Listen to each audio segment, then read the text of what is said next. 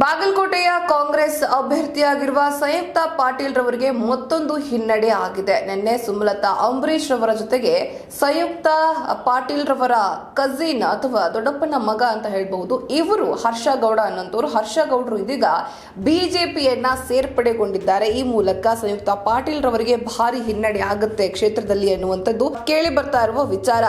ಬಾಗಲಕೋಟೆ ಲೋಕಸಭಾ ಕ್ಷೇತ್ರದ ಕಾಂಗ್ರೆಸ್ ಅಭ್ಯರ್ಥಿ ಸಂಯುಕ್ತ ಪಾಟೀಲ್ ಅವರೀಗ ಯಾಕಾದ್ರೂ ರಾಜಕೀಯಕ್ಕೆ ಬಂದಪ್ಪ ಅನ್ನೋ ರೀತಿಯಲ್ಲಿ ದಿನ ಬೆಳಗಾದ್ರೆ ಒಂದೊಂದು ಬೆಳವಣಿಗೆಗಳು ನಡೀತಾ ಇದೆ. ಕ್ಷೇತ್ರದಲ್ಲಿ ಅವರು ಟಿಕೆಟ್ ವಂಚಿತೆಯಾಗಿರುವಂತಹ ವೀಣಾ ಕಾಶಪ್ಪನವರ್ ಮತ್ತು ಅವರ ಅಸಂಖ್ಯಾತ, ಅದರಲ್ಲೂ ವಿಶೇಷವಾಗಿ ಬಹುಸಂಖ್ಯಾತ ಸಮಾಜದವರು ಪಂಚಮಸಾಲಿ ಲಿಂಗಾಯತ ಅಸಮಾಧಾನ ಮತ್ತು ವಿರೋಧ ಎದುರಿಸ್ತಾ ಇದ್ದಾರೆ. ಈ ನಡುವೆ ವೀಣಾ ಅವರಂತೂ ಸಂಯುಕ್ತ ಪರ ಪ್ರಚಾರಕ್ಕೆ ಇಳಿಯೋದಿಲ್ಲ ಅಂತ ಜಿದ್ದಿಗೆ ಬಿದ್ದಿದ್ದಾರೆ. ಯಾವುದೇ ಕಾರಣಕ್ಕೂ ಪ್ರಚಾರ ಮಾಡೋದಿಲ್ಲ ಅಂತ ಹೇಳಿದ್ದಾರೆ.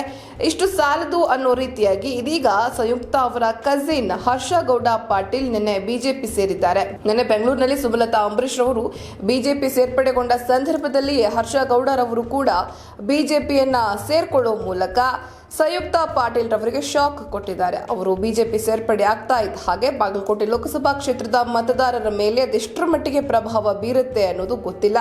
ಆದ್ರೆ ಪಾಟೀಲ್ ರವರ ಕುಟುಂಬದಲ್ಲಿ ಎಲ್ಲವೂ ಕೂಡ ಸರಿ ಇಲ್ಲ ಅನ್ನೋದು ಸ್ಪಷ್ಟವಾಗ್ತಾ ಇದೆ.